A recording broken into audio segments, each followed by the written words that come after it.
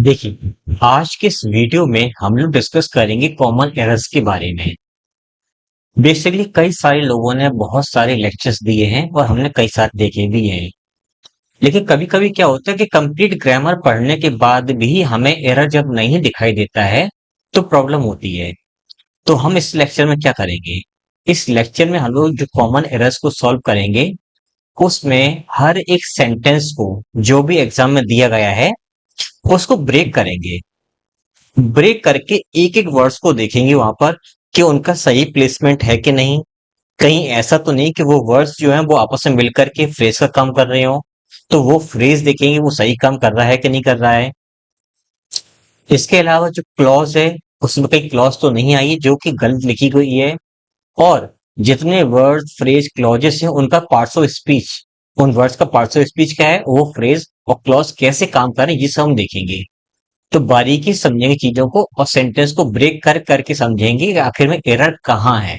ये सब चीज डिस्कस करेंगे। लेक्चर स्टार्ट करने से पहले मैं बता देना चाहता हूँ कि जो अपना टेलीग्राम चैनल है उपाह क्लासेस, उस पर ये पीडीएफ में अपलोड कर दूंगा और वीडियो भी आपको मिल जाएगा। इसके अलावा आप अपना जो ऐप है वो टेलीग्राम से डाउनलोड कर सकते हो, जिसका लोगो ये है फिलहाल, उपहार क्लासेस नाम से है। वहां पर आपको दो बैचेस मिल जाएंगे पढ़ने के लिए। एक तो रैन मार्टिन का 499 में केवल, और 99 में आपको कंप्लीट एसपी वर्कशीट, ग्रामर और उसके एक्सरसाइजेस सारी चीजें आपको देखने को वहां मिल जाएंगी। तो अगर आप इन दोनों में से कोई बैच पढ़ना चाहते हो तो उपहार क्लासेस ऐप को डाउनलोड कर सकते हो। अब आते हैं अपने टॉपिक पर। सेंटेंस क्या दिया है? We shall we sorry when shall we arrive to our destination question mark. हम लोग अपने डेस्टिनेशन पर कब पहुंचेंगे? Part number 1, part number 2, part number 3, part number 4 में कोई एरर नहीं है।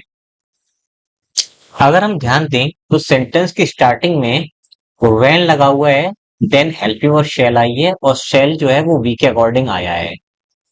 इतने में कोई प्रॉब्लम नहीं है। और इस व्हेन के अकॉर्डिंग जो इंटरवेटिव सेंटेंस लास्ट में क्वेश्चन मार्क भी आया है, यहां पर भी टेंशन नहीं है कोई भी। तो वी जो है सब्जेक्ट, इसका पजेसिव बनता है आर, वो भी दिया गया है। फ्यूचर इंडेफिनिट का टेंस है, फ्यूचर इंडेफिनिट का टेंस है जिससे वर्ब की फर्स्ट फॉर्म आती है। तो अराइव आई है, उसका प्लेसमेंट भी सही जगह पर है। तो क्या इस सेंटेंस में नो एरर है? अगर हम ध्यान दें तो यहाँ पर जब हम बात करते हैं अराइव की, तो अराइव बेसिकली कॉमन तौर पर, यानी कॉमनली दो प्रपोजिशंस को या तीन प्रपोजिशंस को फॉलो कर सकता है। बेसिकली जो उसके सही प्रपोजिशंस दो उसके साथ में यूज होती हैं, या तो वो होता है एट, किसी प्लेस के लिए, और दूसरा होता है आपका, क्या होता है सोचिए, दूसरा होता है आपका इन। अब इन किसके लिए यूज होता है? इन किसके लिए यूज होता है? इन जो है वो किसी सिटी के लिए, किसी कंट्री के लिए, कोई बड़ी जगह के लिए यूज किया जाता है। तो प्लेस तो दोनों ही है, लेकिन एक परफेक्ट डेस्टिनेशन के लिए जो स्पेसिफिक हो उसके लिए यूज करते हैं एट, और कोई बड़ी जगह जैसे कंट्री है, सिटी है, ऐसे कोई शब्द यूज करते हैं तब वहां पर यूज होता है इन। ओवरऑल टू का कहीं भी जिक्र नहीं है, इसका मतलब यहाँ पर टू गलत है। अब टू अगर गलत है तो फिर इसमें से क्या आएगा? हम डेस्टिनेशन की बात कर रहे हैं, यानी एक स्पेसिफिक प्लेस के बारे में। जब हम स्पेसिफिक प्लेस के बारे में बात करते हैं तब वहां पर एट का ही यूज करते हैं। ना तो यहाँ किसी सिटी का नाम है, ना ही किसी यहाँ पर कंट्री का नाम है। तो इट मीन्स हम यहाँ पर टू हटा देंगे और एट का यूज करेंगे। When shall we arrive at our destination? Question mark. Part number 3 में मिस्टेक थी। किसी भी पार्ट पे टिक करना चीज एक अलग है, लेकिन किस पार्ट में और क्या मिस्टेक है और क्या सही होगा, उसके पीछे का लॉजिक क्या है, इतना अगर आपको जानकारी है तो आप सिलेक्शन की कैटेगरी में हो। अब अगला देखते हैं। Based on the newspaper report, newspaper report के आधार पर, यानी कि जो रिपोर्ट्स आई हैं उसके आधार पर, वी कैन कंक्लूड दैट, हम इस निष्कर्ष पर पहुंच सकते हैं कि many accidents caused by reckless driving. Reckless का मतलब होता है बेपरवाह होकर के, केयरलेसली। तो एरर कहां पर है, ढूंढने की कोशिश करते हैं। अगर हम ध्यान दें तो बेस्ड ऑन बिल्कुल सही लिखा हुआ है, द न्यूज़पेपर रिपोर्ट। ये डिटरमिनर है, ये आपका नाउन है, ये भी नाउन है, और ये दोनों मिलकर के या तीनों मिलकर के नाउन फ्रेज बना रहे हैं। क्या बना रहे हैं, नाउन फ्रेज। और जो कि काम कर रहे हैं ऑब्जेक्ट का, इस प्रपोजिशन का या फिर इस फ्रेज का। ठीक है, तो ये सेंटेंस में सब्जेक्ट नहीं हो सकता है। तो हम आगे देखें, can model helping verb, conclude main verb. ये हेल्पिंग वर्ब है, ये मेन वर्ब है, दोनों को मिलाकर बोलेंगे वर्ब फ्रेज। क्या बोलेंगे, वर्ब फ्रेज। ठीक है, तो इस वर्ब का सब्जेक्ट तो वी आ गया है, इट मीन्स इतना ऐसा बिल्कुल सही है। कॉन्क्लूड व्हाट, तो आगे एक नाउन क्लॉज लिखी है, जो कि वेरी गुड, नाउन क्लॉज लिखी है ऑब्जेक्टिव केस में, तो डेट यहाँ पर सही लगा हुआ है। मैनी डिटरमिनर है प्लूरल, एक्सीडेंट्स इसके साथ में प्लूरल नाउन आया है, बिल्कुल सही है। मैनी एक्सीडेंट्स मिलकर के बनेंगे नाउन फ्रेज। ठीक है, अब जब ये कंजंक्शन लग गया है, तो कंजंक्शन के बगल में सब्जेक्ट रखा है, अब हमें चाहिए वर्ब। तो वर्ब देखें यहाँ पर, ये वर्ब की कौन सी फॉर्म हो सकती है, ये सेकंड फॉर्म है कि थर्ड फॉर्म है। इसके पहले मैंने एक लेक्चर अपलोड किया था, उसमें मैंने काफी डिटेल में ठीक इसी कंडीशन में बताया था कि ये वर्ब सेकंड फॉर्म है कि थर्ड फॉर्म, इसको मैंने प्रूव करके दिखाया था। तो मैं ये कहना चाहता हूं कि मैनी एक्सीडेंट्स जो है, जो कि आपका नाउन फ्रेज है और काम कर रहा है यहाँ पर सब्जेक्ट का, इसकी वर्ब कहाँ है। तो कुछ लोग कहेंगे सर कि एक्सीडेंट्स का जो वर्ब है वो कॉज्ड है बाय रेकलेस ड्राइविंग। तो मुझे ये बताइए कि एक्सीडेंट खुद करता है या वो होती है। एक्सीडेंट्स होता है या खुद वो करती है। तो आपको सर एक्सीडेंट्स होते हैं, है ना, तो होते हैं, ठीक है। अब मैं आपसे इतना कहना चाहता हूं कि आप इस पार्ट को ध्यान से पढ़िए, कैसे, इतने हिस्से को, और बाइक की बात आप राम मान लेना यहाँ पर, ऐसे। तो आप अवश्य कि देखने में पैसे वॉइस लग रहा है, ठीक है, यही मैं दिखाना चाहता था। ये बेसिकली स्ट्रक्चर जो है वो पैसिव वॉइस का है, कि इस चीज की वजह से ऐसी चीज घटित होती है, और क्या घटित होती है, एक्सीडेंट्स होती हैं। इसका मतलब ये हुआ कि ये स्ट्रक्चर पैसिव वॉइस में लिखा हुआ है। अगर पैसिव वॉइस में लिखा हुआ है, तो इस सब्जेक्ट का, यानी कि जो कि आपका सब्जेक्ट है, नाउन फ्रेज, इस सब्जेक्ट का हमें वर्ब चाहिए पैसिव वॉइस में। तो ये थर्ड फॉर्म है हमारी, पहली बात। दूसरी बात, इसकी हेल्पिंग वर्ब नहीं है।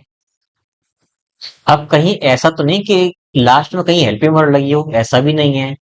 तो हमें यहाँ पर हेल्पिंग वर्ब डालनी पड़ेगी, यानी कि कई सारे एक्सीडेंट्स जो हैं वो लापरवाही के द्वारा होते हैं। ठीक है, अब लापरवाही के द्वारा होते सेंटेंस हमारे प्रेजेंट में चल रहा है, इसका मतलब यहाँ पर केवल एक ही वर्ड आ सकता है, आर। होते हैं, ये घटनाक्रम के बारे में बातचीत हो रही है, इसलिए प्रेजेंट इंडेफिनिट में ही लिखा जाएगा।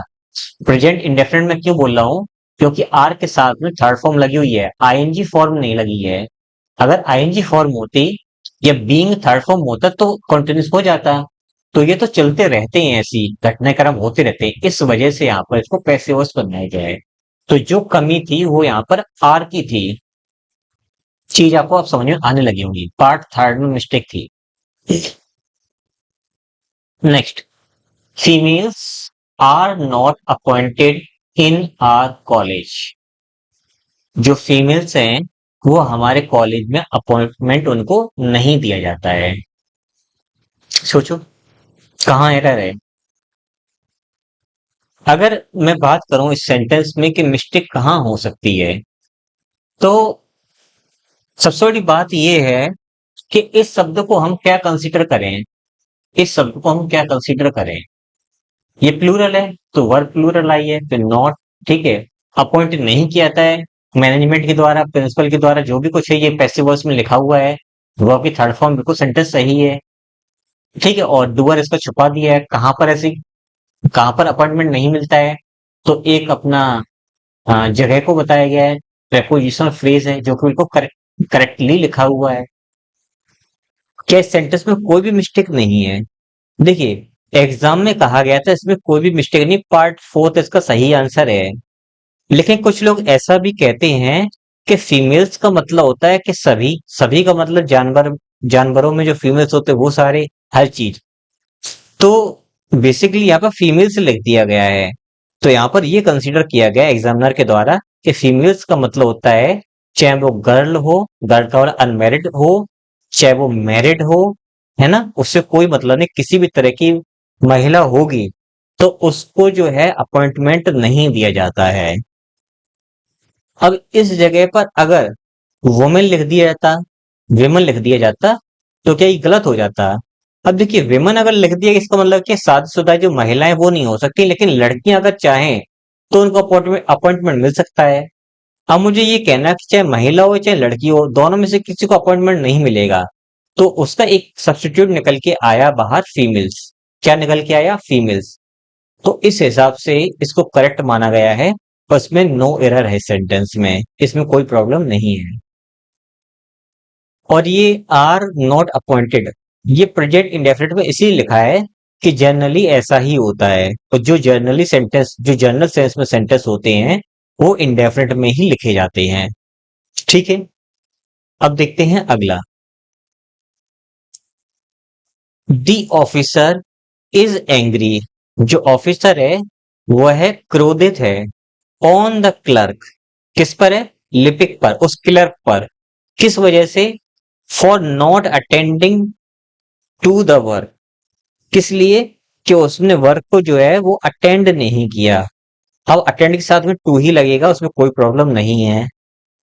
और ये प्रपोजिशन फ्रेज जो है वो रीजन बता रहा है, क्या बता रहा है? रीजन। इसका मतलब ये अपना एडवर्ब फ्रेज है जो कि रीजन को इंडिकेट कर रहा है, इसमें कोई प्रॉब्लम नहीं है। और नोट कैसे लग गया? हेल्पिंग वर्ब कहाँ चली गई? तो ये जेरेंट को नेगेटिव बनाने के लिए या इंफिनिटिव को लगा, नेगेटिव बनाने के लिए उसके पहले हम लोग नोट लगा देते हैं, वो सेंटेंस स्ट्रक्चर सही होता है। अब बात करते हैं किसके बारे में? Very good. अब बात करते हैं एंग्री के बारे में, क्योंकि ऑफिसर एक है तो उसके अकॉर्डिंग तो एज सही लग गया है।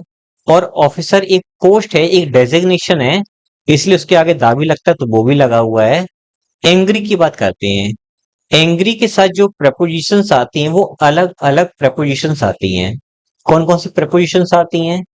एक तो एट आता है, एक आपका विद आता है, या चाहे तो अबाउट का भी यूज कर सकते हैं। अब डिपेंड करता है कि इस सेंटेंस में क्या लगना चाहिए। तो जो आपका एट और अबाउट है, ये दोनों किसी चीज से संबंधित हो सकते हैं, किसी मैटर से संबंधित हो सकते हैं।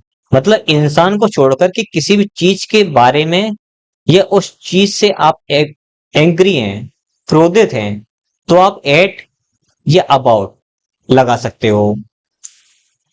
और जब इंसानों की बात होती है तो जनरली हमने देखा है कि इंसानों के लिए विद का प्रयोग किया जाता है। किसका प्रयोग किया जाता है? विद का। इसका मतलब ऑन का यहाँ पर कोई भी काम नहीं है, पहली बात ये तो क्लियर कि ऑन नहीं आएगा। एट इसलिए नहीं आएगा क्योंकि आगे एक इंसान है। अबाउट इसलिए नहीं है क्योंकि समथिंग और एट, और जो आपका समथिंग के लिए एट और अबाउट दोनों आते तो तब भी नहीं आएगा आपका अबाउट। तो फिर बचा अपना विद, और विद होता है इंसानों के साथ के लिए, उस इंसान से, ठीक है। इस हिसाब से यहां पर केवल और केवल विद आएगा, ठीक है। अगला, no sooner I had spoken then he left, जैसे ही मैं बोल ही पाया था कि वह चला गया। अब लोगों को रटा हुआ है कि सर नो सूनर के साथ में देन का यूज होता है, वो भी टी एच ए एन आता है, टी एच ई एन नहीं आता है। ये सेंटेंस करेक्ट है।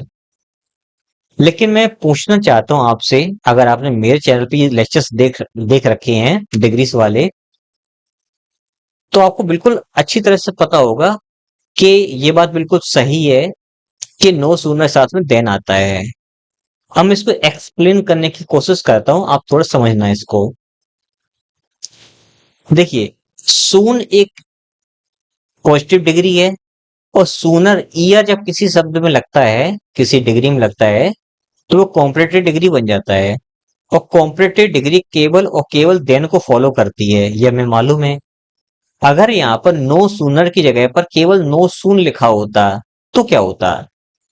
उस कंडीशन में आप यहाँ पर वैन का यूज कर सकते थे।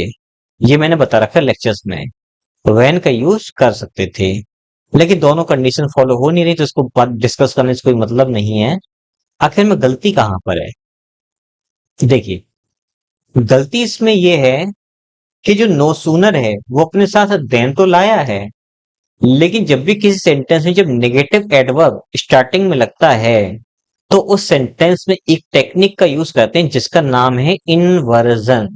इनवर्जन, यहां पर इन्वर्जन का यूज होगा। अगर इन्वर्जन का यूज होगा तो इन्वर्जन ये कहता है कि नो सूनर के बाद जो भी टेंस लिखा हुआ है उसकी हेल्पिंग वर्ब हम बाहर निकालेंगे, और उसको नो सूनर के बाद और सब्जेक्ट से पहले रखते हैं। तो इस कंडीशन में अगर हम ध्यान दें तो ये पास्ट परफेक्ट का टेंस है। पास्ट परफेक्ट की जो हेल्पिंग वर्ब होती है वो हैड होती है, तो उसमें तो हेल्पिंग वर्ब दी है। अगर यहाँ पर आई स्पोक लिखा होता, केवल आई स्पोक, तो हमें मालूम है कि ये वर्ब की सेकंड फॉर्म है। सेकंड फॉर्म का मतलब पास्ट का इंडेफिनिट सेंटेंस है ना। और पास्ट इंडेफिनिट की जो हेल्पिंग वर्ब होती है वो डिड होती है। क्या होती है? डिड। इसका मतलब ये, अगर यहाँ पर आई स्पोक लिखा होता, तो हम यहाँ पर क्या करते? हम यहाँ पर लगाते नो सूनर डिड आई, और डिड जब बाहर निकल आता तो वर्ब की फर्स्ट फॉर्म लगती है, तो स्पोक की जगह पर हो जाता स्पीक। क्या हो जाता? Speak. No sooner did I speak then he left. ठीक है। अब हमें यहां पर ऑलरेडी हेड मिल गया है, तो हम क्या करेंगे? No sooner, no sooner had I spoken, had अपने साथ में थर्ड फॉर्म ही लाता है, देन ही लेफ्ट। तो यहां पर देखा जाए इस पार्ट नंबर 2 में प्रॉब्लम है। आई पीछे जाएगा और हेड आगे आएगा, यहां पर ये मिस्टेक थी, और मैं उम्मीद कर रहा हूं आपको ये चीज समझ में आ गई होगी। अब देखते हैं अगला sentence. Computer education in universities, थोड़ी मिस्टेक हुई टाइपिंग में, यहां पर ये सिंगल वर्ड है, यूनिवर्सिटीज एंड कॉलेजेस। जो कंप्यूटर एजुकेशन है, जो कि यूनिवर्सिटीज और कॉलेजेस में है ना, leaves much to be desired, leaves much to be desired. अब इस सेंटेंस में कहां मिस्टेक है, सोचिए। आखिर में मिस्टेक क्या हो सकती है? देखिए, बेसिकली इस सेंटेंस का जो, मैं आपको पहले इसके पार्ट्स ऑफ स्पीच बता देता हूँ, सारे इसको ब्रेक कर देता हूँ, फिर इसको एक्सप्लेन करने की कोशिश करता हूँ। कंप्यूटर एजुकेशन, कंप्यूटर एक नाउन है, एजुकेशन एक नाउन है, दोनों मिलकर के बन रहे हैं कंपाउंड नाउन या नाउन फ्रेज। फिर प्रपोजिशन, उसके बाद ये यूनिवर्सिटीज प्लूरल नाउन है, ऑब्जेक्ट है इनका, एंड कंजंक्शन है, ये आपका फिर से नाउन है जो कि ऑब्जेक्ट का काम कर रहा है इस प्रपोजिशन का। और ये तीनों मिलकर के काम कर रहे हैं, सभी सब्जेक्ट सभी शब्द आपके प्रेपोजिशनल फ्रेज। किसका काम कर रहे हैं? Prepositional phrase. प्रेपोजिशनल फ्रेज ये किस तरह से काम कर रहा है? तो ये बात कर रहा है यूनिवर्सिटीज और कॉलेजेस में स्थान के बारे में बात हो रही है, तो ये एडवर्ब फ्रेज है जो कि काम कर रहा है प्लेस का। किसका काम कर रहा है? प्लेस का। ठीक है। अब अब आप ये मत सोचें कि सर कॉलेजेस के अकॉर्डिंग लीव हो जाएगा या यूनिवर्सिटीज के अकॉर्डिंग लीव हो जाएगा, ऐसा कुछ भी नहीं है। ये प्रपोजिशन लग गई है, तो इसका मतलब ये है कि ये दोनों के दोनों शब्द जो हैं वो ऑब्जेक्ट का काम कर रहे हैं इस प्रपोजिशन का। यानी कि इस लीव्स का सब्जेक्ट जो है ये दोनों शब्द नहीं है। तो ये लीव जो है वर्ब की फर्स्ट फॉर्म में एस लगा है, इसका मतलब इसका सब्जेक्ट जो है सिंगुलर होना चाहिए। तो यहाँ पर मैंने ध्यान दिया है, तो ये अपना सब्जेक्ट है singular, computer education noun phrase या कंपाउंड फ्रेज है, कंपाउंड नाउन है। कंप्यूटर एजुकेशन जो है वो यूनिवर्सिटीज और कॉलेजेस में leaves much to be desired. जितनी उनको जरूरत है उससे उसकी ज्यादा, मतलब जितनी वो दी गई है उससे उसकी ज्यादा जरूरत है। तो थोड़ा ध्यान दीजिए, इसमें बात हो रही है कि ऐसा करना चाहिए, ऐसा करना और ज्यादा चाहिए। जितनी जरूरत है उससे कम हो रहा है, और जरूरत कितने की है, ज्यादा की है। जब ज्यादा का सेंस आ रहा है तो यहां पर मच नहीं आएगा, फिर क्या आएगा, यहां पर मोर का यूज किया जाएगा। अब कुछ लोग कहे सर यहाँ पर मोर के बाद फिर तो देन आना चाहिए, वो कहाँ चला गया। अगर मैं ऐसे बोलूं कि मोर वाटर इज रिक्वायर्ड, क्या ये सेंटेंस गलत है? तो आपको सर ये सेंटेंस बिल्कुल सही है कि अधिक पानी की जरूरत है। तो मोर क्या कह रहा है कि जितना पानी है उससे ज्यादा पानी की जरूरत है। इम्प्लाइड मीनिंग इसके अंदर है। जो इम्प्लाइड वाले कंपैरिजन होते हैं, जिसका मैंने अलग से लेक्चर बना रखा है अपने चैनल पर, इम्प्लाइड कंपैरिजन करके सर्च कर लेना, उसमें चीज मैंने बताई थी। तो अब ध्यान दीजिए कि यहां पर क्या लिखा है, टू बी डिजायर्ड, जितने की मांग है उतनी चीजें उपलब्ध नहीं हो पा रही हैं, मतलब ज्यादा की मांग है, और ज्यादा सेंस में केवल और केवल यहाँ पर मोर ही आ सकता है, देन की जरूरत नहीं है। क्यों जरूरत नहीं है? क्योंकि यहाँ पर कंपैरिजन का सेंस आ रहा है, ठीक है, इसलिए यहाँ पर देन लगाने की जरूरत नहीं है, ना ही किसी चीज से इसकी कंपैरिजन हो रही है। बस जितनी जरूरत थी उससे कम उपलब्ध है, और ज्यादा की जरूरत है। फिर देखते हैं अगला, you will be prosecuted for bringing seeds into Australia. यहाँ पर डैश लगेगा, ये सिंगल वर्ड है, नो एरर। क्या मिस्टेक हो सकती है? यू विल बी प्रोसिक्यूटेड, देखिए इसमें प्रोसिक्यूटेड का बेसिकली मतलब होता है मुकदमा चलना, है ना। यू विल बी प्रोसिक्यूटेड, आप पर मुकदमा चलाया जाएगा, किस बात का, फॉर ब्रिंगिंग सीड्स, सीड्स लाने के लिए, इनटू ऑस्ट्रेलिया, ऑस्ट्रेलिया में सीड्स लाने के लिए आप पर मुकदमा चलाया जाएगा। सब्जेक्ट है विल बी हेल्पिंग वर्ब है, तो ये पैसिव वॉइस में स्ट्रक्चर लिखा हुआ है। कारण बताने के लिए फॉर लिखा है, आगे जेरंड यूज हुआ है, बिल्कुल ठीक है। ये जेरंड अपने आप में एक वर्ब है, इसलिए इसका अपना, वेरी गुड, अपना एक ऑब्जेक्ट भी है। यहां तक के सेंटेंस में कोई भी एरर नहीं है। अब अगर ध्यान दें, ऑस्ट्रेलिया, ऑस्ट्रेलिया के जस्ट पहले लगा है इन, क्या कहीं इसी शब्द में तो कोई मिस्टेक तो नहीं है? तो देखिए इन, इनटू, जो भी शब्द होती है, फ्रॉम वगैरह होती है, इनका क्या यूज होता है, इनका यूज जो है होता है वो किसी जगह के अंदर के सेंस में यूज होता है। किसके लिए? किसी जगह के अंदर के सेंस में। फिर बात करें हम फ्रॉम की, कि फ्रॉम कहाँ यूज करते हैं हम लोग, तो फ्रॉम का बेसिकली मतलब होता है किसी जगह से कोई चीज लाना। मान चलिए ऑस्ट्रेलिया में कोई चीज थी और आप अपने देश में लाए, सोर्स या ओरिजिन बताने के लिए फ्रॉम का यूज किया जाता है। फिर बात करते हैं कि इनटू का यूज फिर कहाँ किया जाता है। इनटू का यूज जो है वो किसी चीज को इंडिकेट करने के लिए, कहीं पर कोई एंट्री होना, कोई चीज आ जाना, ठीक है, या फिर किसी जगह को इंडिकेट करने के लिए यूज किया जाता है।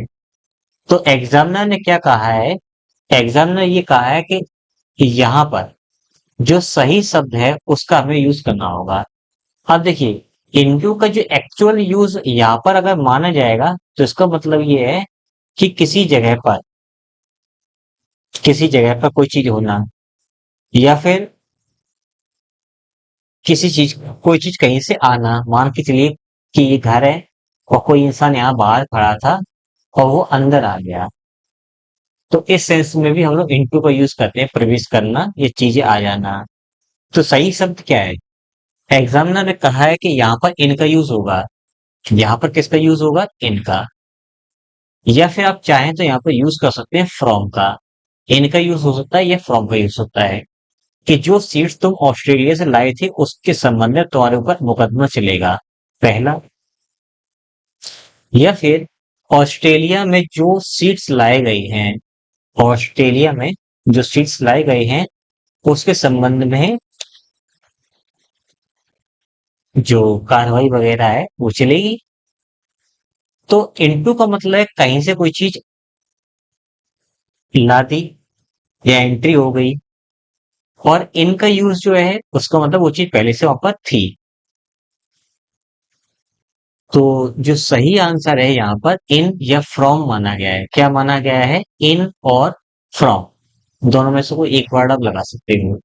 इनटू यहाँ पर उन्होंने इसलिए नहीं माना है कि जब वो ऑस्ट्रेलिया में चीज थी तो उसके संबंध में जानकारी मिली और फिर वहां पर उसके संबंध में कार्रवाई शुरू हो गई।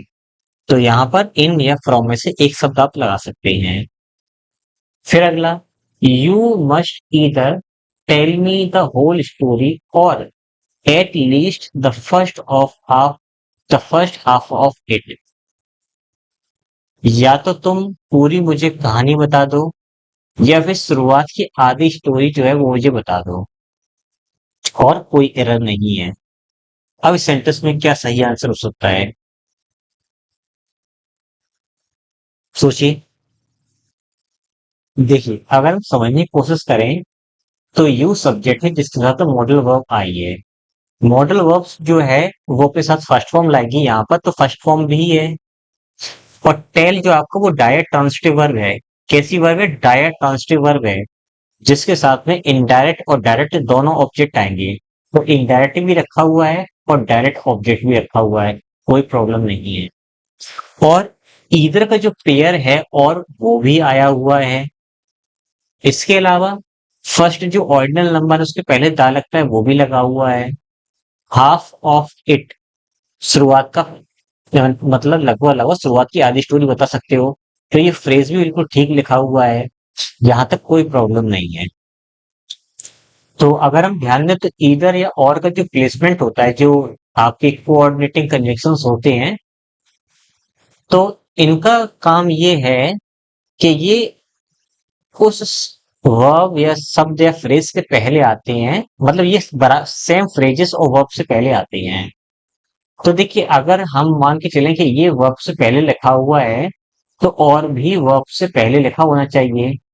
तो पहले तो ये डिसाइड कर लीजिए कि इसके पहले तो इसके बाद तो हमें वर्ब मिल गया है, और के बाद वर्ब है कि नहीं? यहाँ पर तो एडवर्ब है और यहाँ पर तो कोई भी वर्ब दिखाई नहीं दे रही है। इसका मतलब और के बाद कोई भी वर्ब मौजूद नहीं है। तो इस हिसाब से देखा जाए तो फिर यहाँ पर वर्ब एक ही है। अगर दो वर्ब होती तो फिर और को उठा के कहीं और रख देते, लेकिन वर्ब तो एक ही है। तो हमें क्या करना है? और किसके साथ में जुड़ा हुआ है? और जो है वो ऑब्जेक्ट के साथ में जुड़ा हुआ है। एडवर्ब भले बीच में डाल दिया गया है लेकिन वो ऑब्जेक्ट के साथ में जुड़ा हुआ है। तो इस हिसाब से जो ऑब्जेक्ट इससे पहले वाला जो है द होल स्टोरी, इससे पहले हमारा इधर आना चाहिए। इससे पहले हमारा इधर आना चाहिए। अब कुछ लोग ये भी कह सकते हैं कि सर इधर को उठा के अगर हम होल स्टोरी के पहले लगाएंगे तो फिर यहाँ पर जो और लिखा हुआ है वो एटलीस्ट से उठा करके फिर द फर्स्ट से पहले लिखना चाहिए। बात आपकी बिल्कुल ठीक है। लेकिन कभी कभी ऐसा होता है कि एडवर्ब बीच में आ जाते हैं, पहली बात। दूसरी बात ये है, अगर हम इसमें करेक्शन करने की कोशिश करेंगे तो फिर इसमें भी करेक्शन हो रहा है। फिर तो दो दो तीन तीन जगह करेक्शन हो रहा है, फिर हम क्या करें? तो इस बात को एक्सेप्ट करने की कोशिश कीजिए और समझने की कोशिश कीजिए कि इस वाले ऑब्जेक्ट से पहले एक एडवर्ब डाल दिया गया, इसमें कोई प्रॉब्लम नहीं है। ठीक है। और सबसे बड़ी मिस्टेक जो है वो इधर की है कि इसका प्लेसमेंट सबसे ज्यादा गलत है। तो हम इसको उठा के यहाँ रखेंगे। तो उठा करके कहाँ रखना है ये अब इम्पोर्टेंट नहीं है कि हम टिक कहाँ लगाएंगे। तो टिक लगाएंगे नंबर एक में कि वर्ड फर्स्ट पार्ट में मिस्टेक है। और सही क्या करना होगा? इधर को उठा करके दा से पहले लिखना होगा। इसमें पार्ट नंबर वन में मिस्टेक है। अगली, our new neighbors had been living in Arizona since 10 years before moving to their present home. मतलब अपने वर्तमान घर पर लौटने से पहले 10 साल जो है उन्होंने हमारे पड़ोसी ने जो है वे एरिज़ोना में बिताए हैं या बिताए थे। अब इसमें मिस्टेक कहाँ है? उम्मीद है 99% लोगों को एरर मिल गया होगा। जिनको नहीं मिला है उनको मैं बता देता हूँ और बाकी सभी लोग समझे कि इसको ब्रेक कैसे करेंगे। आर वजह से एजेक्टिव है, न्यू एजेक्टिव है, नेबर्स प्लूरल नाउन है। कैसे नाउन है? प्लूरल नाउन है, कॉमन नाउन है। और इन तीनों को मिलाकर के बोलेंगे नाउन फ्रेज। नाउन फ्रेज ये क्या काम कर रहा है सेंटेंस में? ये सब्जेक्ट का काम कर रहा है। इसका फिर वर्ब कहाँ है? ये यहाँ पर रहा। वर्ब जो है वो हैड बीन लिविंग, ये आपका कंप्लीट वर्ब फ्रेज है जिसमें ये आपकी हेल्पिंग वर्ब है, ये एक पार्टिकल है या फिर एक टेंस को इंडिकेट कर रहा है और ये दोनों के दोनों आपके मिलकर के हेल्पिंग वर्ब का काम कर रहे हैं और तीनों को जोड़ेंगे तो ये वर्ब फ्रेज का काम कर रहे हैं। और ये वर्ब फ्रेज जो है इसका सब्जेक्ट है आर न्यू नेबर्स। कहाँ पर रहे? एरिजोना में। किसी जगह के अंदर को बताने के लिए वहां पर स्थित चीजें स्टेबल हो उसके लिए इन ही लगाते हैं, तो इन एरिजोना। एरिजोना में कोई प्रॉब्लम नहीं है और जगह को इंडिकेट कर रहा है ये फ्रेज, तो ये प्रपोजिशनल फ्रेज तो है लेकिन काम कर रहा है एडवर्ब का, है ना। और एडवर्ब के अंदर जो है ये प्लेस का काम कर रहा है। फिर सिंस हमने देखा, सिंस हमारा है प्रपोजिशन और प्रपोजिशन के बाद एक टाइम दिया गया है जो कि नाउन फ्रेज है। ये टाइम है हमारा और ये काम कर रहा है ऑब्जेक्ट का, इस सेंस का। बिफोर जो है वो यहाँ पर प्रपोजिशन है, वर्ब नहीं है। सॉरी, कंजंक्शन नहीं है। कंजंक्शन क्यों नहीं है? अगर बिफोर के बाद सब्जेक्ट के साथ में वर्ब जोड़ करके सेंटेंस लिखा होता तो हम इसको कंजंक्शन मान लेते, तो ये वर्ब, तो ये प्रपोजिशन है बिफोर। ये आपका जेरंड है, ठीक है। और फिर जगह को इंडिकेट करने के लिए, डायरेक्ट करने के लिए वहां पे टू प्रपोजिशन लगा है। ये आपका पजेसिव एडजेक्टिव है, ये प्रेजेंट आपका एडजेक्टिव है, ये आपका नाउन है। ये तीनों मिलकर के काम कर रहे हैं नाउन फ्रेज का, फंक्शन कर रहे हैं ऑब्जेक्ट का, इस टू प्रपोजिशन का। और इस टू प्रपोजिशन से लेकर और यहाँ तक के फ्रेज को बोलेंगे हम लोग प्रपोजिशनल फ्रेज। सेंटेंस में काम कर रहा है एडवर्ब फ्रेज का। एडवर्ब फ्रेज ये कैसे काम कर रहा है? ये प्लेस को इंडिकेट कर रहा है। किसको इंडिकेट कर रहा है? प्लेस को। तो इसमें तो कहीं कोई मिस्टेक नहीं है। और दूसरी बात ये कि यहाँ से लेके यहाँ तक के कंप्लीट फ्रेज को जोड़ेंगे, एक साथ जोड़ेंगे तो क्या मानेंगे? इसको बोलेंगे फिर हम जेरंड फ्रेज। क्या बोलेंगे? Gerund phrase. क्योंकि जेरंड है और जेरंड से जुड़ा हुआ बाकी हिस्सा कहलाता है जेरंड फ्रेज, ठीक है। तो देखिए मिस्टेक क्या है यहाँ पर जो है, यहाँ पर कोई स्पेसिफिक टाइम नहीं है, यहाँ पर ड्यूरेशन के बारे में बात हो रही है, यहाँ पर पीरियड के बारे में बात हो रही है, कोई पॉइंट ऑफ टाइम नहीं दिया है। तो पीरियड के लिए हम लोग यूज करते हैं फॉर का, ना कि यूज करते हैं सिंस का। किसी भी सेंटेंस में एरर निकालने के लिए हमें ये समझना जरूरी है कि वो वर्ड क्या काम कर रहा है और वो सही लगा है कि नहीं लगा है, उसका बगल वाले से क्या रिलेशन है, उसके पहले वाले वर्ड का उससे क्या रिलेशन है, कहीं ऐसा तो नहीं फिक्स्ड के सेंस में हो, ऐसा भी देखना होगा। और वो आपस में मिलकर के जो फ्रेज बना रहे हैं क्या वो सही सेंस दे रहे हैं, हमें ये भी देखना होगा। बहुत सारी चीजें देखनी होती है हम लोगों को, ठीक है। और ग्रामर के पॉइंट ऑफ व्यू से सिंपल सेंटेंस है, ठीक है। अगला, द पेशेंट वॉज अकम्पनीड, यहाँ पर पूरा एक सिंगल वर्ड है, accompanied with his friend no error. The patient was accompanied with his friend, जो पेशेंट था वह अपने दोस्त के साथ में था। तो दोस्त के साथ में था, सेंटेंस का सेंस जो है बिल्कुल सही निकल रहा है, ये तो मैंने मान लिया है।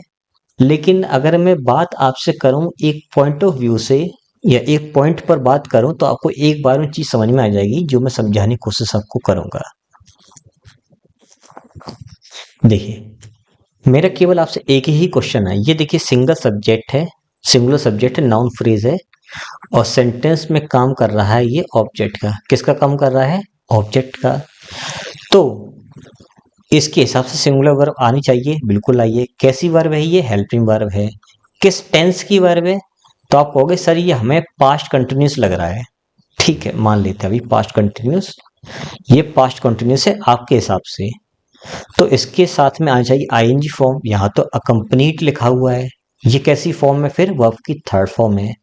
इसका मतलब ये थर्ड फॉर्म और हेल्पिंग वर्ब मिल करके पैसिव वॉइस बना रहे हैं। और पैसिव वॉइस किस टेंस का बना रहे हैं? ये एक्चुअली में टेंस है पास्ट इंडेफिनिट। कौन सा टेंस है? Past indefinite. अगर ये पैसिव वॉइस में है तो फिर यहाँ पर विद नहीं आना चाहिए। अगर ये एक्टिव वॉइस होता तो हम इसको विद से जस्टिफाई कर देते। ये पैसिव वॉइस है, यानी कि उस पेशेंट को अपने दोस्त के द्वारा सहारा मिला। हालांकि हिंदी निकालना कंपलसरी नहीं है, तो यहाँ पर विद नहीं आएगा, फिर बाई आएगा। अगर ये एक्टिव वॉइस में सेंटेंस लिखा होता तो यहाँ पर विद हो जाता। उम्मीद है ये चीज आपको समझ में आ रही होगी। अगला, visitors were not permitted. Visitors plural noun, were इसके साथ में बिल्कुल एग्रीमेंट सही है। नॉट परमिटेड थर्ड फॉर्म दी गई, इसका मतलब ये पैसिव वॉइस है, पास्ट इंडेफिनिट का सेंटेंस है। परमिटेड के बाद क्या आता है? जेरंड आता है कि इन्फिनेटिव आता है? पहले तो यही सोच लो, सोचो क्या आता है।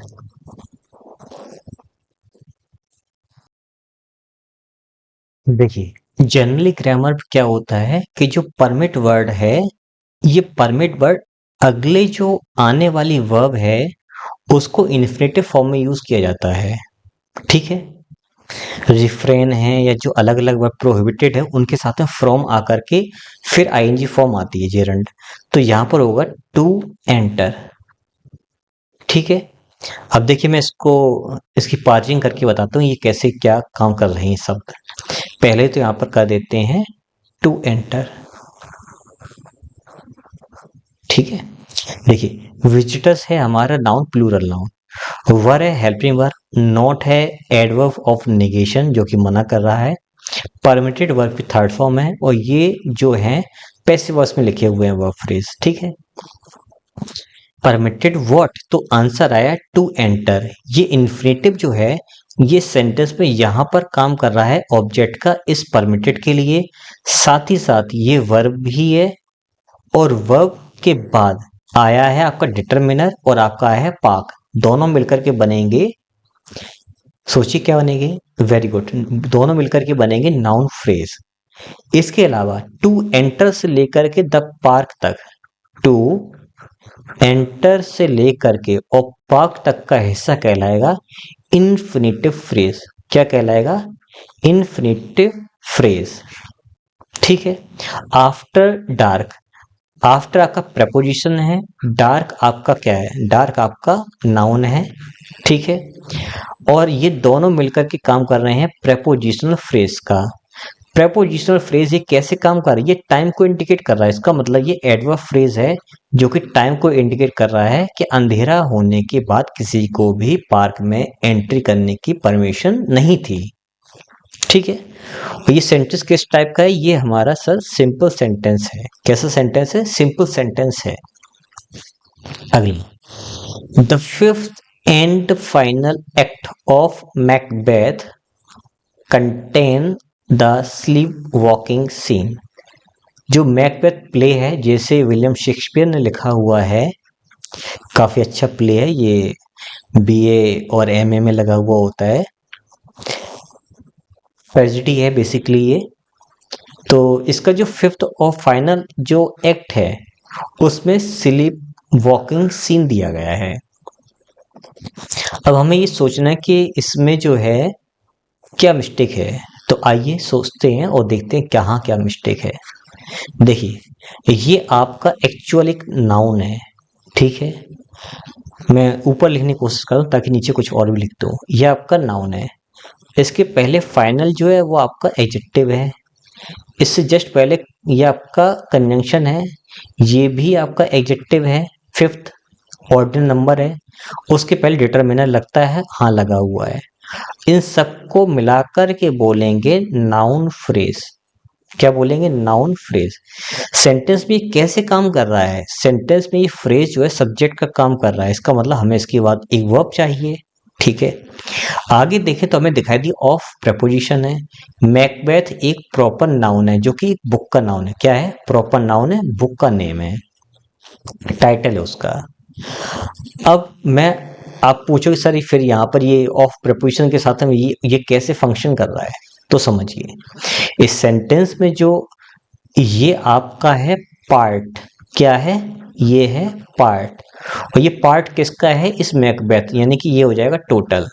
ये पार्ट है, ये टोटल है, ये इसका काम कर रहा है, पार्ट और टोटल को अलग अलग कर रहा है। क्लियर? ये कोई वैसा फ्रेज नहीं जो आप सोचो कि सर ये एडवर्ब क्या एडजेक्टिव, ऐसा कुछ मत करो, इसको ऐसे ही समझो। उसके बाद फिर आया कंटेन। अगर हम ध्यान दें तो कंटेन एक वर्ब है। किस टेंस में? प्रेजेंट इंडेफिनिट का सेंटेंस है। प्रेजेंट इंडेफिनिट के सेंटेंस के अफर्मेटिव सेंटेंस में सिंगुलर सब्जेक्ट के साथ में वर्ब में एस या ईएस आता है, और प्लूरल सब्जेक्ट अगर है तो केवल वर्ब की फर्स्ट फॉर्म आती है और कुछ भी नहीं आता है। ठीक है, अब हम इसका सब्जेक्ट अगर ढूंढने की कोशिश करें तो ऑफ के साथ में मैकबेथ लिखा है, और मैकबेथ तो हो जाएगा फिर ऑब्जेक्ट इस प्रपोजिशन का, तो ये सब्जेक्ट नहीं है। ये डिटरमिनर है, ये एडजेक्टिव है, ये कंजंक्शन है, ये एडजेक्टिव है, तो ये चारों में से कोई भी सब्जेक्ट नहीं बन सकता है। फिर सब्जेक्ट कौन है? एक्ट। अगर हम ध्यान दें तो इंग्लिश में एक्ट एक सिंगुलर नाउन के रूप में जाना जाता है, और एक्स जो है वो प्लूरल नाउन बनता है। तो सिंगुलर सब्जेक्ट होगा तो एक्स कंटेन आएगा। ठीक है, और एक्स अगर सब्जेक्ट है तो फिर कंटेन केवल आएगा। तो हम ध्यान दें, यहां पर एक्ट सिंगुलर सब्जेक्ट है तो कंटेन तो शब्द आएगा नहीं, क्योंकि कंटेन तो प्लूरल वर्ब है, इसलिए यहां पर कंटेन की जगह पर कंटेंस आएगा। ठीक है, मिस्टेक यहीं पर दी पार्ट 2 में।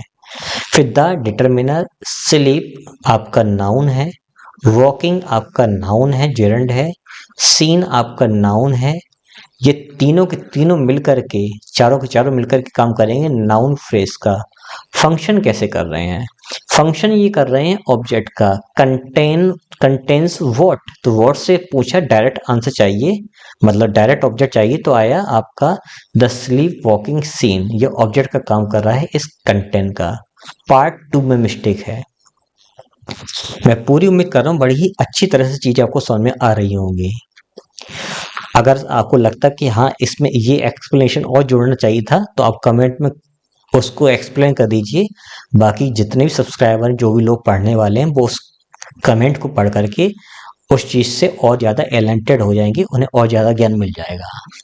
चलिए अगला देखते हैं। वन ऑफ द टेररिस्ट्स, यानी कि कई सारे टेररिस्ट में से कोई एक, यानी कि ये आपका टोटल है, और ये आपका पार्ट है, और ये आपका प्रपोजिशन है, कोई मिस्टेक नहीं है। और ये आपका कंप्लीट, अगर हम इसको मानेंगे पहले तो इतने को हिस्से को कहेंगे नाउन फ्रेज, फिर कंप्लीट को भी कहेंगे हम नाउन फ्रेज। ठीक है, फिर उसके बाद अब वो टेररिस्ट कहाँ के? कश्मीर वैली के। तो ये डिटरमिनर, ये भी नाउन और ये भी नाउन, तीनों को मिला के बोलेंगे नाउन फ्रेज। अब सर इसको क्या कहेंगे? अब देख लो, ये है पार्ट, ठीक, और इसका टोटल है ये।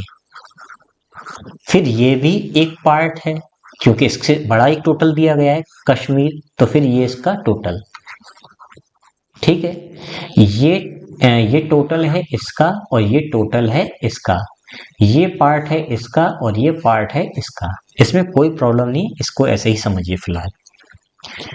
ठीक है, अब ये सब्जेक्ट यहाँ पे आ गई वर्ब आर। आर का सब्जेक्ट कौन है? देखिए, इस ऑफ प्रपोजिशन ने इस फ्रेज को बना दिया ऑब्जेक्ट। अब कुछ लोग कहेंगे सर फिर इस वाले शब्द ने इस वाले टेररिस्ट को बना दिया है। वेरी गुड, ऑब्जेक्ट, तो फिर वन हमारा सब्जेक्ट है, और वन के अकॉर्डिंग यहाँ पे आर नहीं इज आएगा। लेकिन आप अच्छी तरह से जानते हो कि यहाँ पर आर आएगा नहीं। आप अच्छी तरह से जानते हो कि यहाँ पर आर आएगा नहीं, तो फिर यहाँ पर आएगा क्या? पहले तो यही सोच लो। देखिए, माना कि यहाँ पर आर नहीं आएगा, तो फिर आएगा क्या? क्या इज आएगा? देखिए, अगर आप इस वाले ऑप्शन पे टिक करके आते हैं एग्जाम में तो बिल्कुल सही आपका आंसर है, और आपका आंसर ऑलमोस्ट सही ही है, क्योंकि आप कह रहे हो कि वन सब्जेक्ट है। हाँ, वो बात सही बिल्कुल है, लेकिन यहाँ पर इज नहीं आएगा। आंसर आपका सही है, सिंगुलर वर्ब आएगी, लेकिन इज नहीं आएगा, वॉज आएगा। एग्जामिनर ने कहा था कि यहाँ पे वॉज लगाइए। क्यों लगाइए?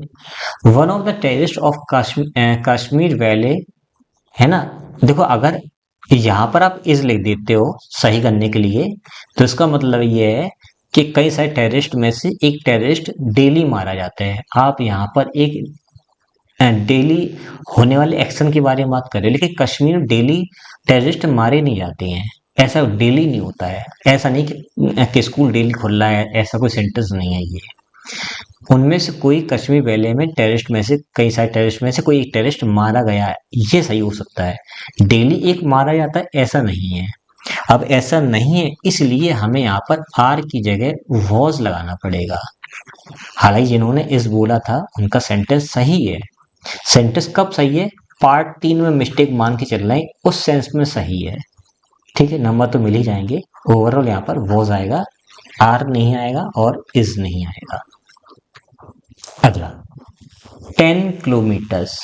10 किलोमीटर्स ये आपका नंबर है, एडजेक्टिव है, ऑर्डिनल नंबर है। ये आपका नाउन है, दोनों मिलकर के काम कर रहे हैं नाउन फ्रेज का।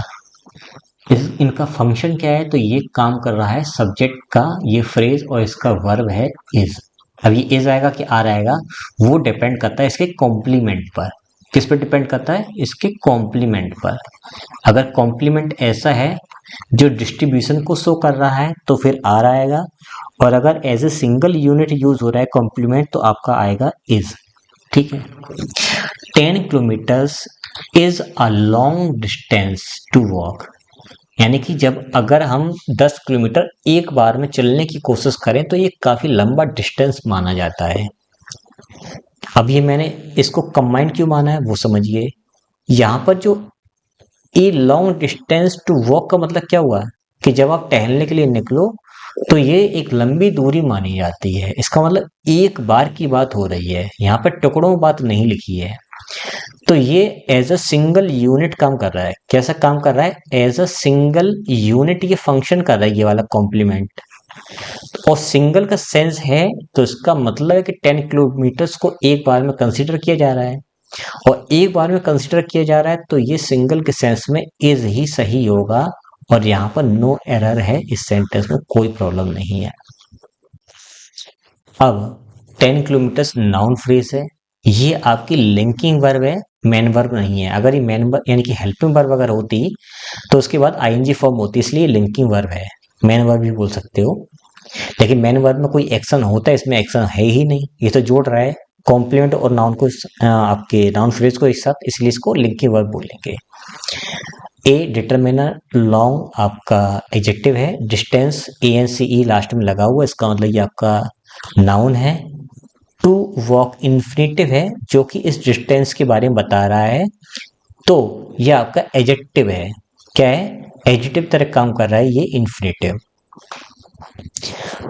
और ये आपका कॉम्प्लीमेंट है जो कि इस सब्जेक्ट के लिए यूज हुआ, तो इसको बोलेंगे सब्जेक्टिव कॉम्प्लीमेंट। क्या बोलेंगे? Subjective complement. इसमें कोई एरर नहीं है। ऐसे क्वेश्चंस बहुत ज्यादा पूछे जाते हैं, खासतौर पे यही क्वेश्चन बहुत पूछा जाता है, ये आपको ध्यान रखना है। अगला, I saw him. I subject, saw verb की सेकेंड फॉर्म, पास्ट इंडेफिनिट आपका सेंटेंस है। सॉ हुम, ये आपकी डायरेक्ट ट्रांजिटिव वर्ब है। डायरेक्ट ट्रांजिटिव वर्ब है, सोचिए। देखिए, ये जो वर्ब है ट्रांजिटिव वर्ब है, इसका अपना एक ऑब्जेक्ट होना चाहिए जिसके बगल में ऑब्जेक्ट लिखा हुआ भी है। इतने हिस्से में कोई प्रॉब्लम नहीं है। अब कपल ऑफ टाइम्स, कितनी बार, मैंने उसे कितनी बार देखा। A determiner, couple noun, of preposition, times आपका नाउन, सबको मिलाकर बोलेंगे ये एक एडवर्ब फ्रेज है जो कि टाइम को इंडिकेट कर रहा है कि कितनी बार। एक कपल ऑफ टाइम्स, कई बार देखा है ना। कब देखा? सिंस मई, मई से मैंने उसे कई बार देखा है। ठीक है, ये आपका प्रपोजिशन, ये आपका नाउन है। अब मिस्टेक फिर है कहाँ? देखिए, मई महीने से मैंने उसे कई बार देखा है, तो ये तो एक स्पेसिफिक टाइम के बारे में इंडिकेट कर रहा है, तो यहाँ पर तो कोई मिस्टेक हो ही नहीं सकती है। और ये पॉइंट ऑफ टाइम है, इसलिए यहाँ पर सेंस भी सही है, इसमें कोई प्रॉब्लम नहीं है। लेकिन टाइम को इंडिकेट करने के लिए पास्ट यानी कि परफेक्ट या परफेक्ट कॉन्टिन्यूअस टेंस का ही यूज करते हैं, ठीक है। और मैंने मई से उसे कई बार देखा था, देखो मैं ये बोल रहा हूँ, मैंने उसे मई से कई बार देखा है, इसका मतलब अभी की बात चली प्रेजेंट की, तो हमें ये परफेक्ट में ले जाना पड़ेगा। तो यहाँ पर हैव, ठीक है, हैव सीन होगा, परफेक्ट में लिखा जाएगा, तब ये सेंस को जस्टिफाई करेगा। कुछ लोग कहेंगे सर आप ऐसा क्यों नहीं कर रहे हो कि हैव बीन और सी का आईएनजी फॉर्म बनता है, सीन, ऐसा क्यों नहीं लिख रहे हो? देखिए, ये हैव सीन और हैव बीन सीन में अंतर है। जब हम कॉन्टिन्यूअस टेंस लिखते हैं, सेंटेंस लिखते हैं, टेंस का यूज करते हैं, तो इसका मतलब काम जारी है, बिना रुके वो जारी है। वह सुबह से 7 बजे से खेल रहा है, वह 7 AM से खेल रहा है, और ये बात मैं बता रहा हूँ 1 बजे, इसका मतलब वो काम कहीं ब्रेक नहीं हुआ, वो लगातार खेल ही रहा है। लेकिन मैं मई महीने से उसे काफी टाइम समय से देख रहा हूँ, या मैंने उसे कई बार देखा है। तो मुझे ये बताइए, मई का महीना है, अब कोई मई का महीना बताए, इसका मतलब वो दूसरे महीने में होगा। मई का मतलब वो हो सकता है वो जून में बात कर रहा हो सकता है वो जुलाई में बात कर रहा हो सकता है वो दिसंबर में बात कर रहा हो सकता है वो अगले साल के जनवरी महीने में बात कर रहा हो। ठीक है, तो ये मई में तो देख नहीं रहा है। अब मई से देखना शुरू हुआ और जून तक लगातार ऐसा, उसकी आंखें हटी नहीं क्या? क्या वो उस पर नजर लगाए रखा बिल्कुल? क्या ऐसा नहीं हो सकता है? कई बार देखा, ऐसा नहीं कि लगातार देखा। वो क्या कह रहा है, कई बार देखा, कभी 2 तारीख को देखा, कभी 4 को देखा, कभी 9 को देखा, कभी 15 को देखा, ऐसा देखा। ब्रेक हो करके ये काम हो रहा है। जब कोई काम कंटिन्यूस नहीं हो सकता है, तब हम वहां पर कंटिन्यूस टेंस का भी यूज नहीं करते हैं।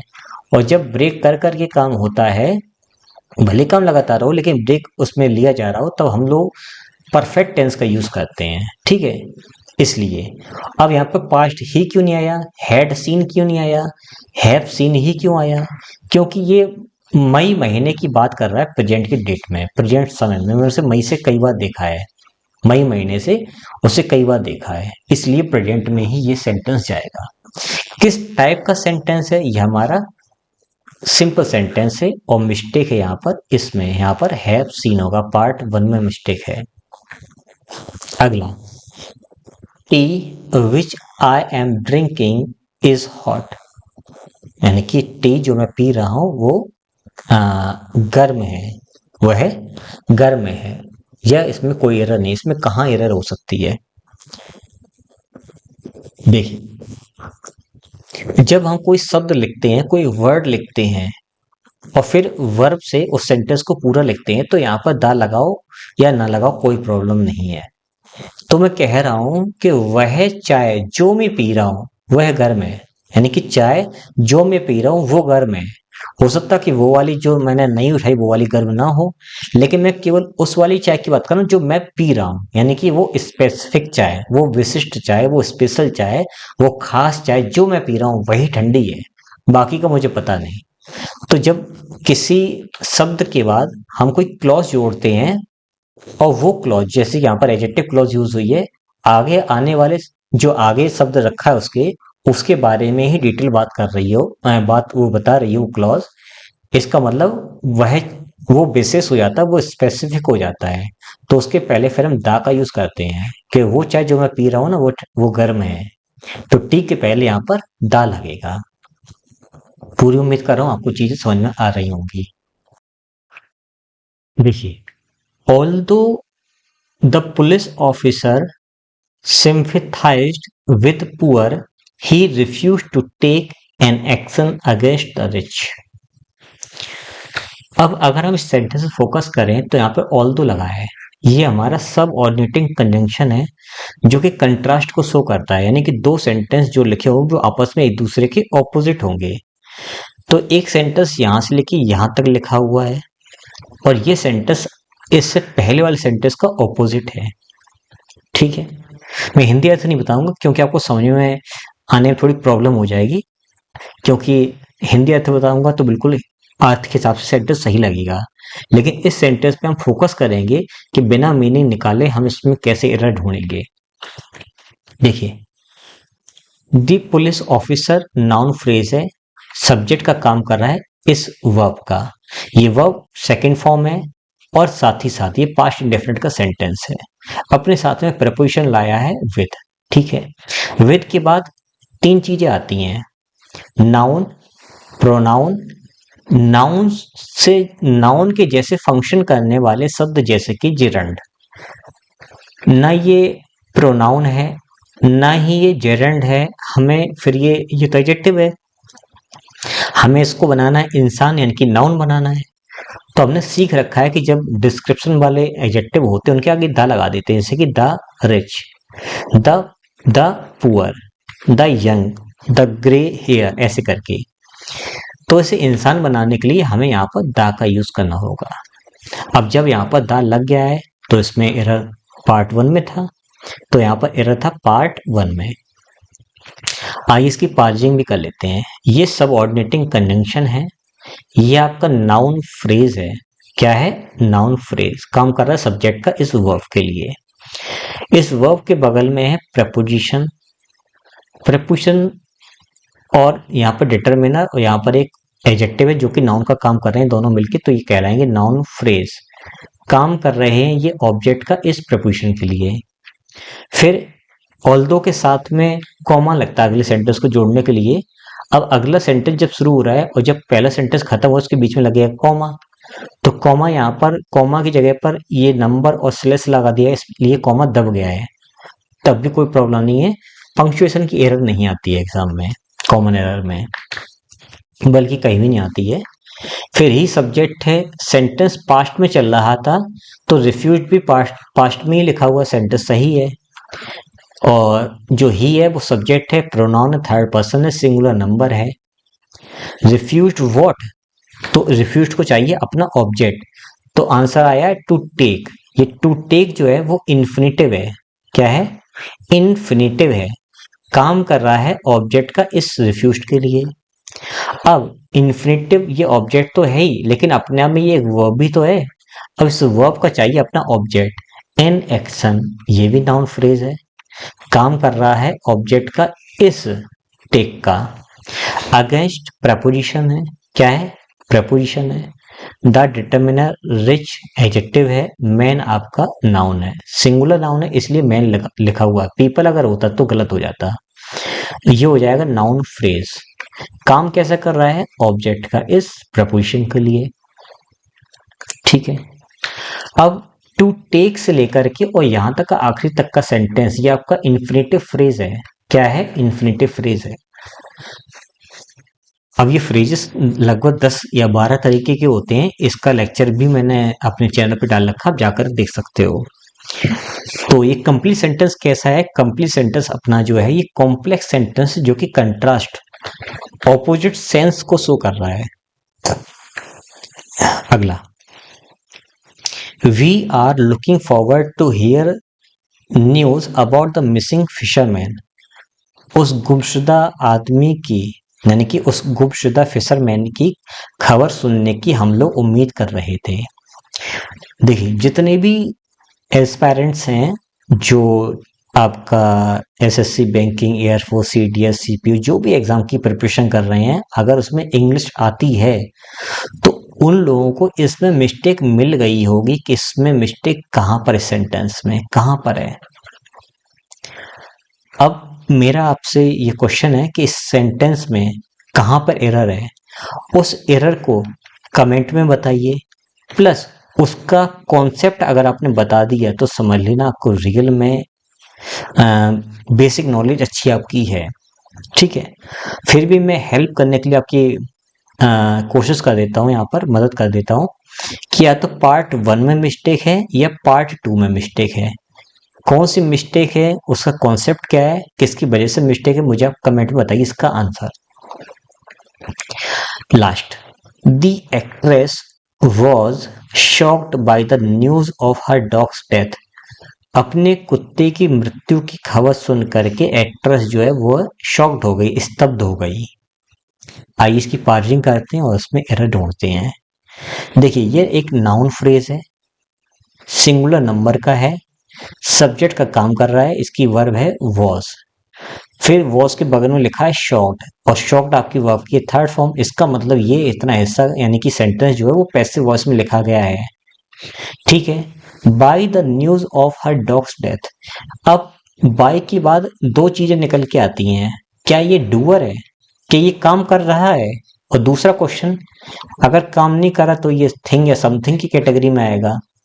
देखिए कुत्ते की डेथ की न्यूज कोई इंसान नहीं काम करने वाला है, कि जैसे कि राम ने आम खा लिया, the mango is eaten by Ram.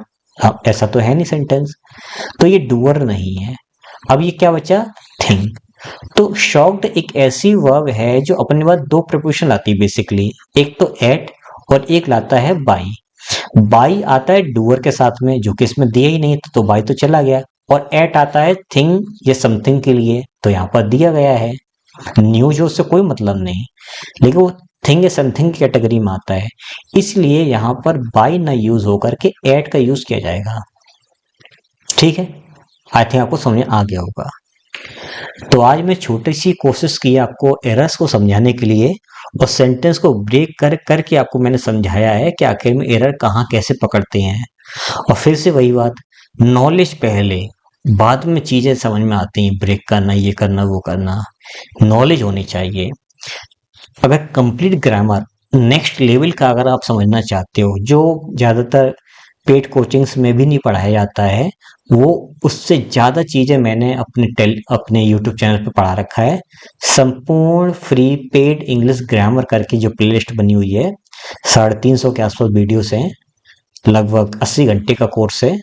Generally जो सभी कोचिंग्स वाले 90-100 घंटे का पढ़ाते वही मैंने पढ़ाया है। सब कुछ उसके अंदर है, आप जाकर पढ़िए, आपको एक एक एरर आपको समझ में आने लगेगा। तो मैं कोशिश करता हूँ आपको चीज़ समझ में आई होंगी, और जब ये अगला वीडियो आएगा एरर्स के ऊपर, तो मैं कोशिश करूंगा कि आज से ज़्यादा एफर्ट्स लगाए जाएं और चीज़ें और अच्छी तरह से समझा दी जाएं। तो मिलते हैं नेक्स्ट वीडियो में।